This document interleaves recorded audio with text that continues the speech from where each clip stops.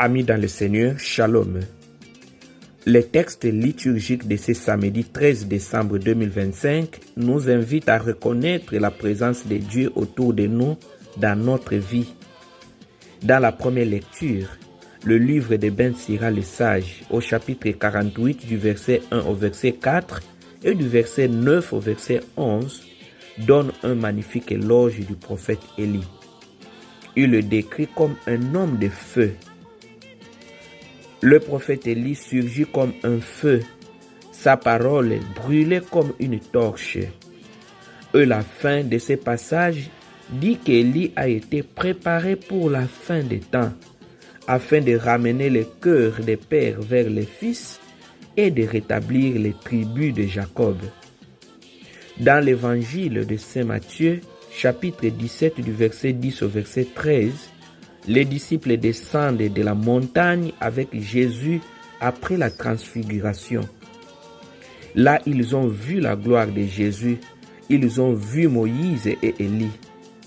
Et les disciples demandent à Jésus, « Pourquoi donc les scribes disent-ils que Élie doit venir d'abord ?»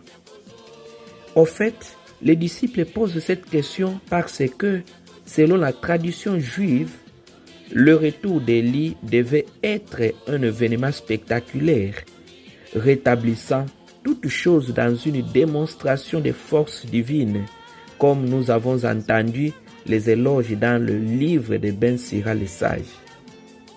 Et Jésus leur répond, Élie est déjà venu et ils ne l'ont pas reconnu. Au lieu de le reconnaître, ils lui ont fait tout ce qu'ils ont voulu. Le grand Élie, ami dans le Seigneur, le prophète de feu, est venu, non pas sous les traits spectaculaires attendus, mais dans l'austérité de Jean le Baptiste. Et le monde, les scribes et les pharisiens, ne l'ont pas reconnu à cause de leur aveuglement du cœur. Ils attendaient le char de feu, et non l'homme vêtu de peau de chameau dans le désert. Pourtant, Jean n'a pas renversé les armées romaines. Il n'est pas descendu du ciel sur un char de feu. Il a vécu au désert, il a prêché la repentance et il a fini injustement exécuté dans le fond d'une prison. Ces passages, amis dans le Seigneur, nous montrent que Dieu choisit souvent la discrétion, la fragilité et la voix du désert pour nous parler. Ne pas reconnaître Jean, c'est refuser de voir que Dieu travaille à travers les petits, les persécutés et ceux qui dérangent parfois nos vies, nos conforts. En ces temps de l'Avent, ne laissons pas passer Dieu sans le reconnaître, amis dans le Seigneur.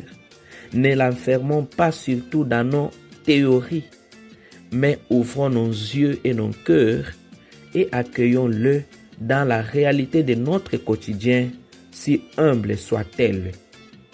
Que Dieu vous prenne en grâce et qu'il vous bénisse et à nous revoir à la prochaine vidéo. Je vous souhaite un bon week-end.